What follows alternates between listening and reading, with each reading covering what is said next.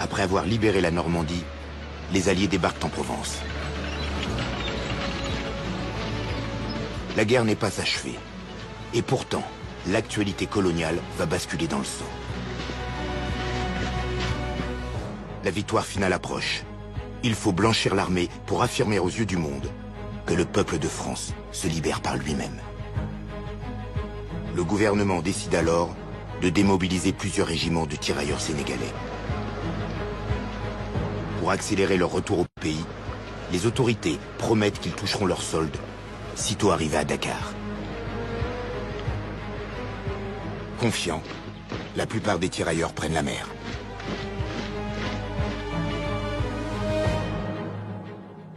Mon père s'appelait Antoine-Jean Abibou. Et il a été enrôlé dans les tirailleurs sénégalais. Ils débarquent à Dakar. Ils sont envoyés dans un camp qu'on a préparé pour eux. Il y a plus d'1 millier de personnes dans des baraquements. Et ils continuent la procédure pour se faire payer leurs émoluments, qui étaient indus. Et à force d'insister, un jour, le commandant du camp de Thiaroye leur donne rendez-vous sur la place des armes à Thiaroye. 1er décembre 1944, ils sont réveillés au clairon. On leur demande de se rassembler sur l'esplanade. Et ils s'aperçoivent qu'aux alentours du camp, le camp est complètement encerclé par toute une série de régiments divers et variés. Pour mater les tirailleurs, les officiers ordonnent de tirer. Les mitrailleuses crépitent. Les corps s'effondrent. Et on tire sur des gens qui juste demandaient leur dû. Ce n'était même pas une revendication d'augmentation de salaire ou d'un avantage particulier. Non, c'est le salaire qu'on leur devait. Ce que je sais, sinon je ne serais pas ici, c'est que mon père s'est couché tout de suite. Et il fait partie des gens qui survivent et qui sont par contre désignés comme étant des meneurs de cette soi-disant rébellion armée. Et on condamne 34 personnes de 10 ans à 2 ans de prison. Mon père a été condamné à 10 ans de prison. Ils sont manifestés sans être armés. Ils n'avaient pas d'armes. On les a tués lâchement. Et ceux qui l'ont fait n'ont pas été punis. C'est ça le mal. Ceux qui l'ont fait ça n'ont pas été punis. La répression a tourné au massacre. On dénombre plus de 50 morts et des dizaines de blessés. Les autorités ont commis l'irréparable. Elles ont tiré sans sommation sur leurs frères d'armes.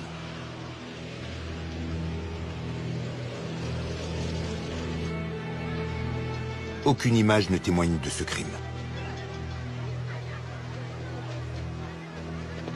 La propagande préfère mettre en scène le retour joyeux d'un tirailleur qui ignore tout de cette tragédie. Amadouba a le sens du protocole. Il prend la tête du cortège dès que les cases sont en vue. Le village est en effervescence. C'est un véritable événement que le retour du guerrier Amadouba. En son honneur, les tam-tams se déchaînent, les femmes dansent. Spontanément, le village entier témoigne son allégresse par une manifestation traditionnelle. Le massacre de Thiaroye a été passé sous silence en France pendant près d'un demi-siècle.